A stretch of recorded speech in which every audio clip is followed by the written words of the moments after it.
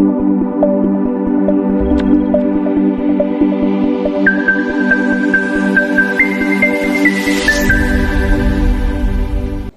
book lovers, my name is Carrie and this is Spines and Spoilers.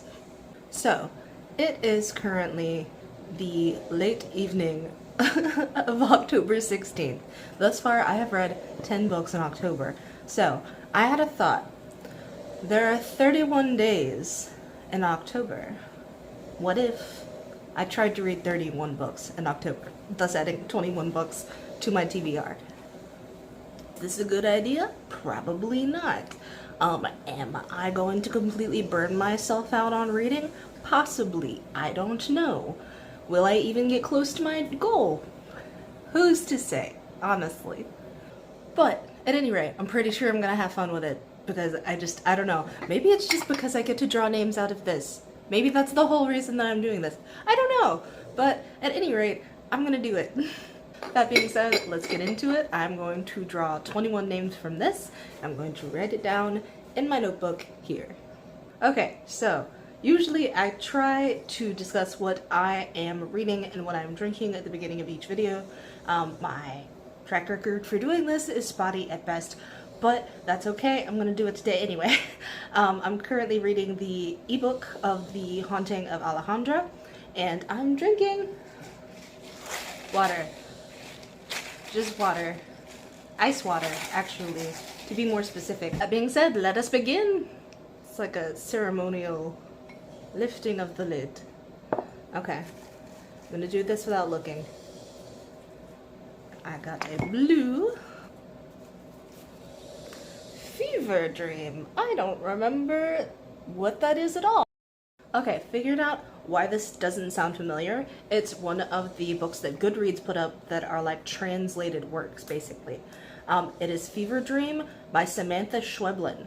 And I gotta say, it sounds pretty interesting. According to Goodreads, a young woman named Amanda lies dying in a rural hospital clinic.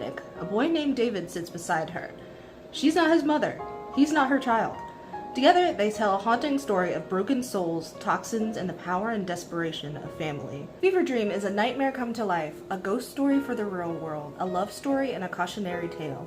One of the freshest new voices to come out of the Spanish language and translated into English for the first time, Samantha Schweblin creates an aura of strange psychological menace and otherworldly reality in this absorbing, unsettling, taut novel.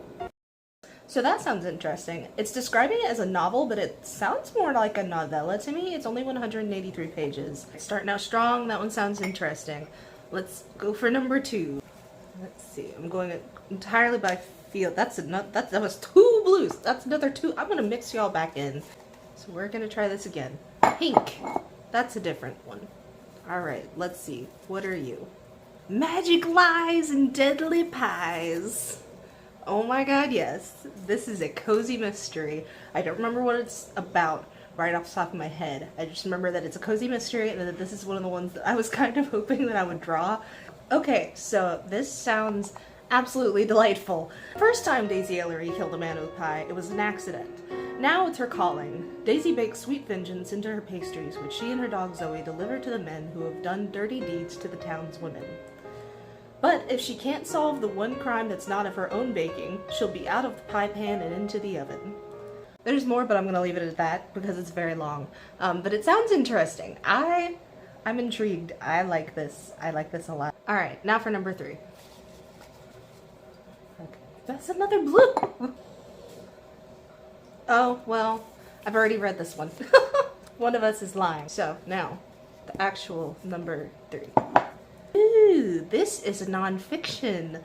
Medusa's Gaze and Vampires Bite, The Science of Monsters. I'm not gonna read the synopsis for that one because it's literally just that. It is a book about the science of monsters. It is by Matt Kaplan though, I will say that. Okay, so, number 4. I'm going with a green. These Fleeting Shadows, another one that I remember nothing about. This is a haunted house. This is a haunted house one, and I love a haunted house. It's by Kate Alice Marshall, and Goodreads says, Helen Vaughn doesn't know why she and her mother left their ancestral home at Harrowstone Hall, called Harrow, or why they haven't spoken to their extended family since. So when her grandfather dies, she's shocked to learn that he has left her everything. The house, the grounds, and the money to her. The inheritance comes with one condition. She must stay on the grounds of Harrow for 1 full year, or she'll be left with nothing. There is more at stake than money, for as long as she can remember, Harrow has haunted Helen's dreams, and now those dreams have become a waking nightmare. Helen knows that if she is going to survive the year, she needs to uncover the secrets of Harrow. Why is the house built like a labyrinth? That sounds creepy. What is digging the holes that appear in the woods each night, and why does the house itself seem to be making her sick? With each twisted revelation, Helen questions what she knows about Harrow, her family, and even herself. She no longer wonders if she wants to leave, but if she can. I also just saw that there's a sapphic storyline, so I'm super hyped for this freaking book now. Alright, number 5. Let's see if we can get something new. Actually, I don't know, all the colors have been pretty balanced out so far. I've got an orange, a green, a pink, and a blue. And I just drew a yellow, so things are working out pretty well. This is a long one. Okay. Things we lost in the fire. Interesting. Okay, so this is another translated work. It's originally by Mariana Enriquez and was translated by Megan McDowell. And it seems as though she is from Argentina, I believe. So from what I'm gathering, it is basically a book of short stories from Argentina that are all kind of leaning towards the macabre side. So I'm totally here for this. This sounds really interesting. But let's choose number 6 and see how excited I am about that. Did I drop something? I got 2 of them! Okay, so I got a pink and a green. I'm going to open the green first. Oh, crap, there's 2 greens? Okay, so we're gonna do this. Things are devolving quickly. Okay, this one is If We Were Villains. We Were Villains is by M.L. Rio. Oliver Marks has served 10 years in jail for a murder he may or may not have committed. On the day he's released, he's greeted by the man who put him in prison. Detective Colburn is retiring, but before he does, he wants to know what really happened a decade ago. As one of 7 young actors studying Shakespeare at an elite arts college, Oliver and his friends play the same roles on stage and off. Hero, villain, tyrant, temptress, ingenue, etc. But when the casting changes and the secondary characters usurp the stars, the plays spill dangerously over into life, and one of them is found dead. The rest face their greatest acting challenge yet, convincing the police and themselves that they are blameless. I do enjoy a good whodunit, so we'll see how that goes. I'm excited for all of these so far, honestly. There are none that I'm like dreading, I don't think. The one that I'm looking forward to the most, I'm not gonna lie, is Magic Lies and Deadly Pies. I don't know why. I've just been feeling like a cozy mystery lately. Okay, now for the pink that I drew, that's number 7. Ooh. They Drown Our Daughters. So this is by Katrina Monroe, and it starts off with, if you can hear the call of the water, it is already far too late. I love it when shit does that. Okay, but continuing. They say Cape Disappointment is haunted. What an unfortunate name, Cape Disappointment. That's why tourists used to flock there in droves. They'd visit the rocky shoreline under the old lighthouse's watchful eye and fish shells from the water as they pretended to spot dark shapes in the surf. Now the tourists are long gone, and when Meredith Strand and her young daughter return to Meredith's childhood home after an acrimonious split from her wife, the Cape seems more haunted by regret than any malevolent force. Okay, so I'm getting lighthouses, ghost stories, and gay. Already into it. This sounds really good. I am genuinely interested. Okay, now let's look at this green that I accidentally drew with the others as well. Ooh, The Fireman by Joe Hill. I'm pretty sure that's the one we're talking about. One second, I have a physical copy of this one. Here it is. The Fireman by Joe Hill. You have no idea how excited this makes me. I have needed to actually freaking finish reading this book for ages. And it is a thick boy. It's like 700 plus pages. I can't tell you the last time that I read a 700 plus book. Hi, Ezra. It's 745 pages. Okay, at least. Yeah. Hey. Are you joining us for a little while? How you doing? Just time to loaf? It's just time to loaf. So if I remember correctly, this is about a plague that is spread by like spores and stuff like that, and it makes you end up igniting, I believe. Yes, it makes you burst into flames, and millions of people are infected. And yeah, I'm just like, I'm super here for it. I really like plaguey stuff. I feel like it's gonna hit different after, you know, all the COVID stuff. And let's see, when was this written? I know it was before 2020 because I got it before, or I got it that year. I feel like it was like, this doesn't feel like the right time to read this book. But it looks like it was written in 2016, so I just got it at a really bad time. Let me just say, I love ebooks. I do, and I love audiobooks, and I think that they are both totally valid. But let me show you. It's so satisfying. And like, if you sniff an ebook, you're a little bit weird. But if you sniff a physical book, you're weird, but you smell books. So, it's almost like meditative. Long that one is, that might have to be like a whole vlog in itself, honestly. I don't know if you can see my little pumpkin guy in the background there. Wish I could zoom in. He's flickering though. I think he's about to die. I'm gonna have to get another candle. Anyway. Alright, number 9. Let's see if I can just get one this time. That would be great. I'm gonna try to be more careful. It's a green one. I've got so many green ones. If I get a green one next time, I'm putting it back.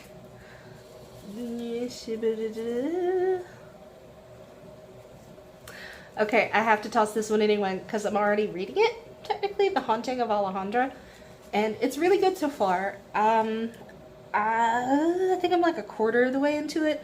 I've kind of been passively reading it in the background, like while I've been reading everything else. I'm not going to put it on my list because I just want it to be a more casual read. It's one of my arcs actually from NetGalley. So yeah, I'm not going to count that one. I'm going to put that in the toss pile. But so far I would recommend it, honestly.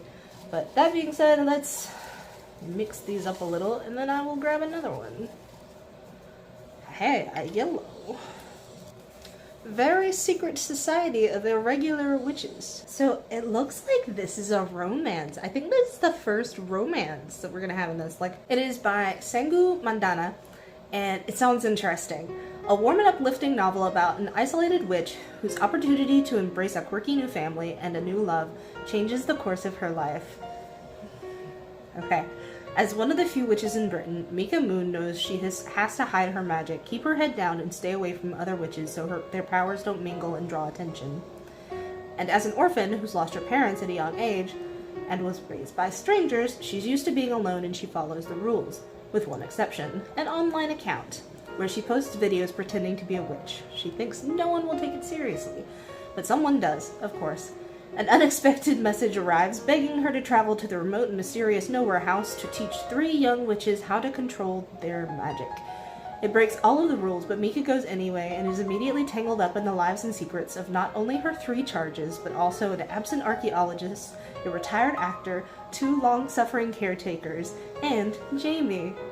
The handsome and prickly librarian of Nowhere House would do anything to protect the children, and as far as he's concerned, a stranger like Mika is a threat.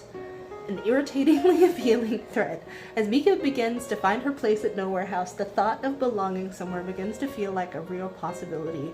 But magic isn't the only danger in the world, and when a threat comes knocking at their door, Mika will need to decide whether to risk everything to protect a found family she didn't know she was looking for. That sounds so wholesome. The only thing that could make it better is if it was like gay or something. I don't know. That sounds delightful. I love it. Alright, number 10. Oops, if I take the top off. Just had a very immature moment. Anyway, I grabbed an orange. Let's see what it is. The House on the Pumpkin Farm. Interesting. So it looks like this is a middle grade novel written by a debut author. It is The House on Pumpkin Farm by Sarah Shady. And Lily had no idea what awaited her when she visited her two second cousins at their farm for Halloween. Having not been invited to her classmate Alice's Halloween party, all she wanted was to have a fun and spooky Halloween. To her surprise, she discovers the farm to be magical, opening the door to an exciting adventure, but before long, things start to get out of hand and her path is laid with traps. On her adventure, she encounters a host of characters, human and magical, friend and foe, good and evil. Join Lily on her adventure on the magical pumpkin farm, which puts to test courage, kindness, patience, friendship, and love. Will Lily pass these tests to find her way back home? I'm happy that I kind of have so many fluffy options so far. The issue that I had last time was the fact that I accidentally drew a lot of really intense things. No, I don't know, not a lot. There were just a few that were a little bit too dire, I guess. And it would have been better if they had been like balanced out with more fluffy stuff. So I had to like insert my own things in there. Like I went through and read all the Frog and Toad books because I wanted to kind of like level myself back out. Hopefully I won't have to do that again. Like I love the Frog and Toad books. Don't get me wrong. Any excuse to read them. But also, this is a lot of books and I'd love to not have to deviate from the list, you know. If I read something that's a little bit too intense for me, I'd love to be able to just be like, oh yeah, Magic Lies and Deadly Pies, let's go. Or The House on the Pumpkin Farm. I have options now. We still have 11 to go, so let's get back to it. Number 11. So now the pink. The Language of Thorns. I don't remember anything at all about this one. I don't even remember the title. Oh my god. I was so excited. I don't know how I discovered this and wrote this down and put it in my pumpkin and didn't remember that it existed. Maybe I didn't know what it was, or maybe I was just going off of someone else's recommendation. I don't know. But damn it, I was so excited. So it's from the Grishaverse, and I love the Grishaverse. Six of Crows, oh my god. Nikolai, I love him. So it's a short story book from the Grishaverse. It's a short story book, and like a lot of them are spooky, and I'm so excited. See, this is one of the benefits of having a bad memory. The fact that you can basically plant little surprises for yourself, like, oh man, future me is gonna love this. That bitch isn't gonna remember a thing. I'm so excited. It's like I gave myself a present. Okay, really excited for that one. Gotta bring myself back down. Alright, so that's 11. Now for 12. I have 2 of everything, at least, except for, damn it, blue. Damn it, blue. My favorite shade of blue. So I'm thinking I'm just going to mix it up and then reach in and grab the first blue that I see. That way we can even it out a little bit. Mitchell Manor. I love how I don't remember any of these freaking books. I know why I didn't remember this one. This one is an arc from NetGalley, written by S.R. Linebeck. And generally I try to avoid spoilers regarding my arcs. Apparently this is a particularly short novel, probably closer to a novella. The Mitchells were one of the most prominent families in the area. In 1843, Theodore Mitchell's family and household staff was found murdered. When Theodore disappeared, rumors began accusing him of the crime. What would cause a normally well-mannered and well-liked individual to completely snap? Over 100 years would pass before the true answer to that question is discovered. It sounds interesting though, but 13. Let's go. Another pink one. Okay. There's 2 pink ones. I'm gonna put those back. I was just about to say that I've had a lot of pink, and the next one that I got I was going to put back, and then I got 2 of them. So yeah, I'm gonna dig around, mix it up a little, and yeah, now we're just gonna pick the first one that's not pink. Ordinary Monsters. Apparently this is part of a trilogy and is by J.M. Miro. A stunning new work of historical fantasy, J.M. Miro's Ordinary Monsters introduces readers to the dark labyrinth world of the Talents. England, 1882. In Victorian London, two children with mysterious powers are hunted by a figure of darkness, a man made of smoke. Unfortunate. 16-year-old Charlie Ovid, despite a lifetime of brutality, doesn't have a scar on him. His body heals itself, whether he wants it to or not. Marlowe, a foundling from a railway freight car, shines with strange bluish light. He can melt or mend flesh. Okay. When two grizzled detectives are recruited to escort them north to safety, they are forced to confront the nature of difference and belonging and the shadowy edges of the monstrous. What follows is a journey of the gaslit streets of London to an eerie estate outside of Edinburgh, where other children with gifts, the Talents, have been gathered. Here, the world of the dead and the world of the living threaten to collide, and as secrets within the Institute unfurl, Marlowe, Charlie, and the rest of the Talents will discover the truth about their abilities and the nature of the force that is stalking them. That the worst monsters sometimes come bearing the sweetest gifts. I'm not gonna lie, that sounds a lot like the Miss Peregrine books. Alright, number 14.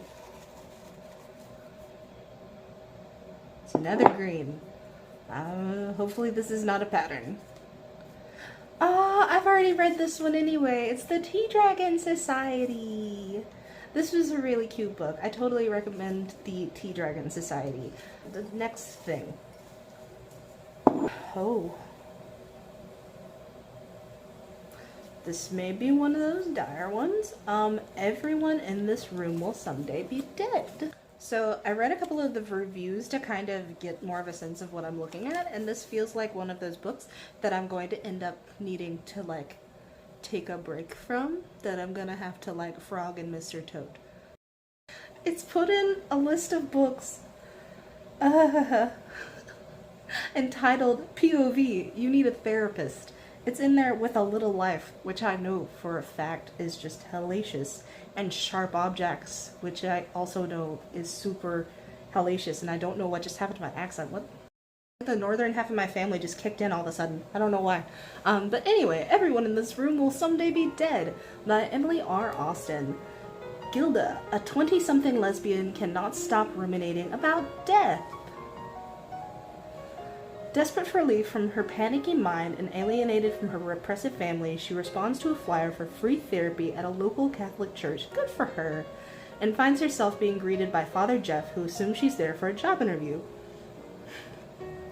Too embarrassed to correct him, Gilda is abruptly hired to replace the recently deceased receptionist, Grace. In between trying to memorize the lines to Catholic Mass, hiding the fact that she has a new girlfriend, and erecting a dirty dish tower in her crumbling apartment, Gilda strikes up an email correspondence with Grace's old friend. She can't bear to ignore the kindly old woman who has been trying to reach her friend through the church inbox, but she also can't bring herself to break the bad news. Desperate, she begins impersonating Grace via email. No, don't do that. But when the police discover suspicious circumstances surrounding Grace's death, Gilda may have to finally reveal the truth of her mortifying existence. Oh my god. That was a roller coaster from start to finish. Gilda, what are you doing? Okay, I'm kind of looking forward to reading this one, but also feel like it's gonna have a lot of second-hand embarrassment. I also see why it was put in that list, so that's good. Alright, 15. Let's go. It feels like there's not a lot of yellow in here, just like in general. Okay, got a blue.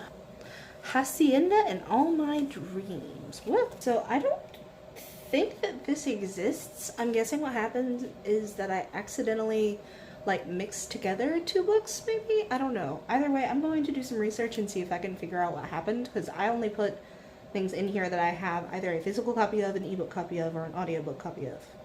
Okay, I figured out what happens. It's Hadriana in All My Dreams. I have no idea why I wrote down Hacienda. I think it may be because there was another book called The Hacienda, and my brain just mixed the two up. I have no idea. Either way, it's Hadriana in All My Dreams.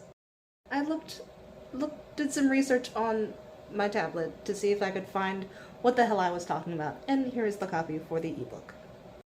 This is another translated work. It was originally written by René Depestre and was translated by Keima El Glover. It looks as though the author is originally from Haiti, and it was translated from Haitian. Hadriana in All My Dreams, winner of the prestigious Prix Redanto, takes place primarily during Carnival in 1938 in the Haitian village of Jacbel. A beautiful young French woman, Hadriana, is about to marry a Haitian boy from a prominent family. And on the morning of the wedding, Hadriana drinks a mysterious potion and collapses on the altar. Transformed into a zombie, her wedding becomes her funeral. She is buried by the town, revived by an evil sorcerer, and then disappears into popular legend. Set against a backdrop of magic and eroticism. Eroticism? How do we fit eroticism in all this? Recounted with delirious humor, the novel raises universal questions about race and sexuality. The reader comes away enchanted by the marvelous reality of Haiti's voodoo culture and convinced of Depestre's lusty claim that all beings, even the undead ones, have a right to happiness and true love. That's a lot. It sounds really interesting, though, honestly. It's also quite short. It's 160 pages, so another novella, honestly. Number 16. Let's go. It's a pink one. Ooh, A Discovery of Witches. I'm pretty sure that's another series. I'm going to be reading a lot of the first books of a lot of series. Okay, so yes, it's part of the All Souls series by Deborah Harkness. Richly inventive novel about a centuries-old vampire, a spellbound witch, and the mysterious manuscript that draws them together.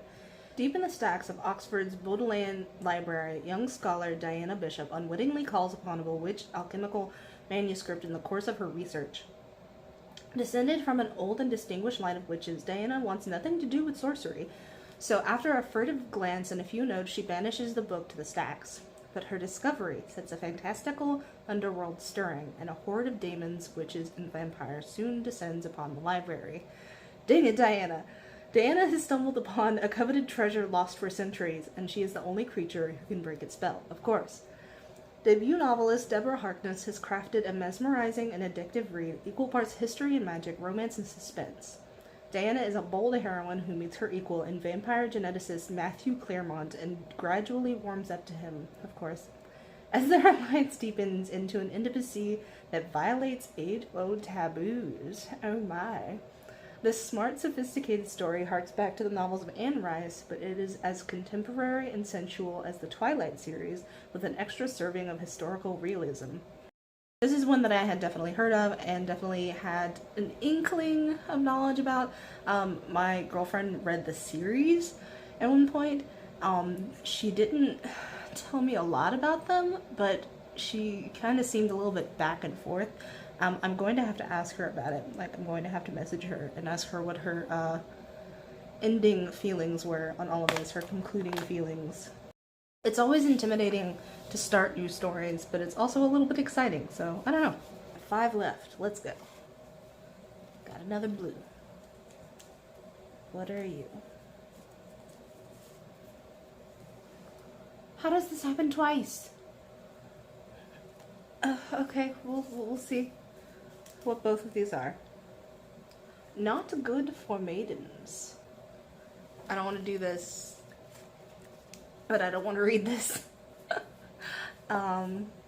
Just reading the summary, I already know that I'm not gonna want to read this right now. Maybe another time. I'm gonna put it back in the pumpkin, but I don't want to read this right now, and I know I'm not going to want to in the next week. So it's good that I grabbed 2. So let's see what this one is. Winterset Hollow. I don't think you can see any of these that I'm holding up. I don't know why I continue to do so. I'm gonna have a thing up. I saw the cover and I knew exactly where I had gotten this one. Books at Lala, she had a readathon recently, basically, or she did a vlog where she read only books with rabbits on the cover. It's by Jonathan Edward Durham. Everyone has wanted their favorite book to be real, if only for a moment. Everyone has wished to meet their favorite characters, if only for a day. But be careful in that wish, for even a history-laden ink can be repaid in flesh and blood, and reality is far deadlier than fiction, especially on Addington Isle. Winterset Hollow follows a group of friends to the place that inspired their favorite book, a timeless tale about a tribe of animals preparing for their yearly end-of-summer festival. But after a series of shocking discoveries, they find that much of the world believes to be fiction is actually fact, and that the truth behind their beloved story is darker and more dangerous than they ever imagined. It's Barley Day, and you're invited to the hunt. Winterset Hollow is as thrilling as it is terrifying, and as smart as it is surprising. A uniquely original story filled with properly unexpected twists and turns, Winterset Hollow delivers complex, indelible characters and pulse-pounding action as it storms toward an unforgettable climax that will leave you reeling. How do you celebrate Barley Day? You run, friend. You run. I would want to avoid Barley Day at all costs. This is another one of those situations where I should theoretically know what this book is like because I watched her video. I watched her entire video and I thought it sounded interesting enough to write down on my list, you know, on the strips of paper, cut it out, put it in the thing, put it on my Goodreads, and I still don't remember much of anything about it. But it does sound interesting. The fact that she gave it 2 stars makes me wonder why I put it on my list, but maybe it was one of those that sounded like maybe it was to my taste and not hers, or one of those like almost too bad, so bad it's good things. I don't remember, so we're gonna see. Alright, we have 4 left. Go ahead and choose number 18. That one jumped out. I don't trust it. Put it back in. Let's try for something that's not pink or blue. No, get back in there, pink. Here's an orange. 7.5 Deaths of Evelyn Hardcastle. I'll be honest, I have no idea why I put this on this list. I've heard that this book can be a little bit fatphobic, and I've kind of avoided it for that reason, so I don't know if someone like recently made a case for it that I thought was valid. I don't know, but I guess I will give it a try. Maybe I just read this review that someone else put on here is like, pop your favorite Agatha Christie whodunit into a blender with a scoop of Downton Abbey and a dash of Compton Leap and a liberal sprinkling of Groundhog Day, and you'll get this unique murder mystery. You had me at Downton Abbey. Agatha Christie, Downton Abbey, say less. Aidan Bishop knows the rules. Evelyn Hardcastle will die every day until he can identify her killer and break the cycle. But every time the day begins again, Aidan wakes up in the body of a different guest at Blackheath Manor, and some of his hosts are more helpful than others. With a locked room mystery that Agatha Christie would envy, Stuart Turton unfurls a breakneck novel of intrigue and suspense. By the way, it's by Stuart Turton, that name that I can't say. Stuart Turton, that guy. Alright, we got 3 left. Number 19. Let's see, we just got an orange. Let's do yellow. We haven't had yellow in a while. How we doing, yellow? How you been? Oh, I've read this one. The Ocean at the End of the Lane. That's sad. That was a good book, though. More unsettling than I would have assumed. Okay, we're going in again. I'm just getting the next yellow one. Let's see. What is this one?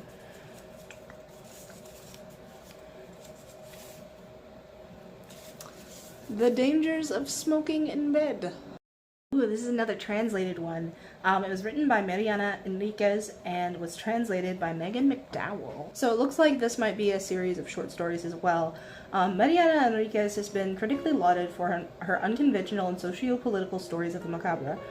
Populated by unruly teenagers, crooked witches, homeless ghosts, and hungry women, they walk the uneasy line between urban realism and horror. The stories in her next collection are as terrifying as they are socially conscious and press into being the unspoken, fetish, illness, the female body, the darkness of the human history, with unsettling urgency.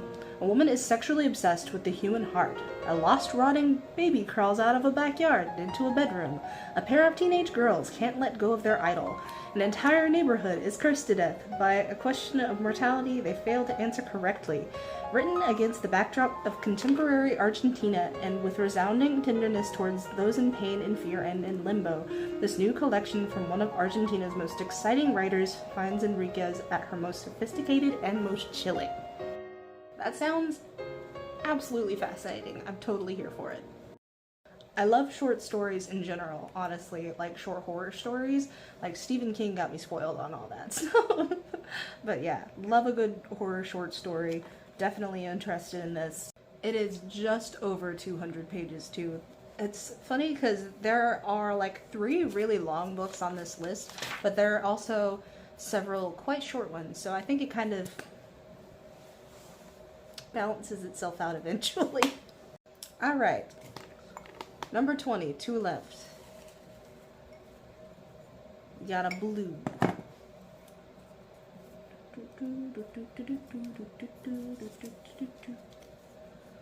Pumpkinhead.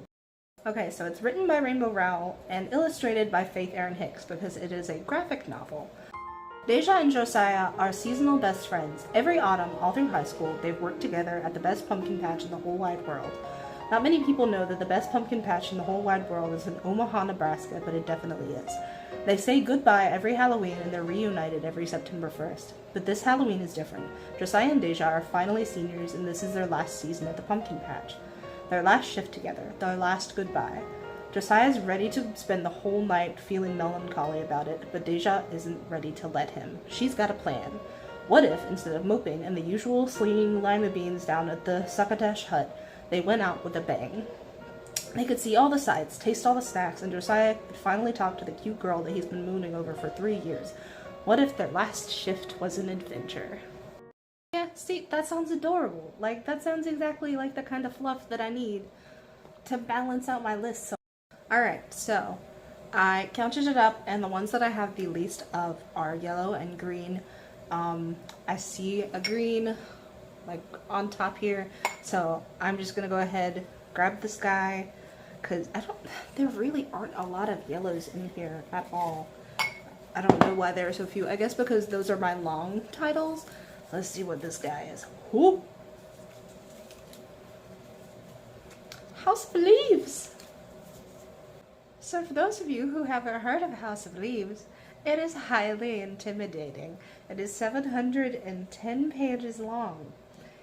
And, I don't know how to explain it. From what I understand, House of Leaves is not just a book, but an experience. So, that one will probably need a vlog of its own, honestly. I may even draw like a backup book, just in case. I don't know. But anyway, years ago when House of Leaves was first being passed around, it was nothing more than a badly bundled heap of paper, parts of which could occasionally surface on the internet. No one could have anticipated the small but devoted following this terrifying story would soon command. Starting with an odd assortment of marginalized youth, musicians, tattoo artists, programmers, strippers, environmentalists, and adrenaline junkies, the book eventually made its way into the hands of older generations who not only found themselves in those strangely arranged pages, but also discovered a way back into the lives of their estranged children. Now, for the first time, this astonishing novel is made available in book form, complete with the original colored words, vertical footnotes, and newly added second and third appendices. The story remains unchanged, focusing on a young family that moves into a small home on Ash Tree Lane where they discover something is terribly wrong. Their house is bigger on the inside than it is on the outside. Of course, neither Pulitzer Prize-winning photojournalist Will Davidson nor his companion Karen Green was prepared to face the consequences of that possibility until the day their 2 little children wandered off and their voices eerily began to return. Another story of creature darkness, of an ever-growing abyss beyond a closet door, of that unholy growl which soon enough would tear through their walls and consume their dreams. So this is another one that my girlfriend read, and this one kind of affected her drastically. She had a lot to say about it. That makes me feel very intimidated.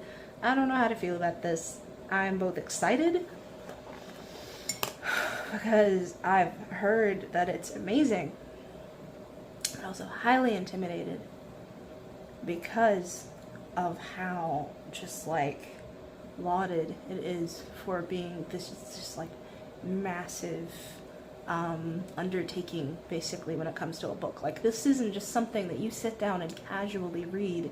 This is a whole experience. So yeah, I have no idea. I'm doing this by the seat of my pants because I put it in there, but I never expected to draw it. What do I do with the House of Leaves? I'm not this hardcore of a reader. I'm excited. I am genuinely really excited. Don't let me fool you. I'm intimidated, but I'm so excited. There are so many good books on this list. I'm gonna try my best not to do the thing that I did last time, which was I basically read all of the like shorter stuff early on, like the short fluffy stuff early on, and then when it came to like things have gotten worse since we last spoke, I didn't have any fluff left over to help me get over the trauma that is that book. So yeah, I'm gonna try not to do that this time. I said all of this and I didn't even say the author of House of Leaves. It's Mark Z. Danilowski. Danilowski. I sound drunk. Danilowski. I'm hearing though that to get the best experience out of this book you should read a physical copy, so I'm going to see if I can find one in the next couple of days or so. That being said, that's my 21 books that I may or may not read by the end of October. We'll see. Thank you for coming to this experiment of a video. I appreciate you sticking around. Please stay safe out there. I really would appreciate it. It's getting colder. The roads are starting to ice over. You know, put down the salt, wear your masks, get your flu shots, all that stuff. But at the same, please go have fun. Go jump in some leaves and walk around a pumpkin patch. I don't know, eat some pumpkin pie, throw some acorns. I have no idea what you do in the fall, just do it. If you would like, go like and share and subscribe and all that stuff. What is most important though is that you do love yourself, okay? Promise me that you'll do that. It's important.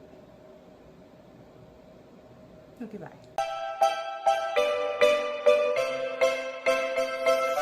Come back to me. Come back to me.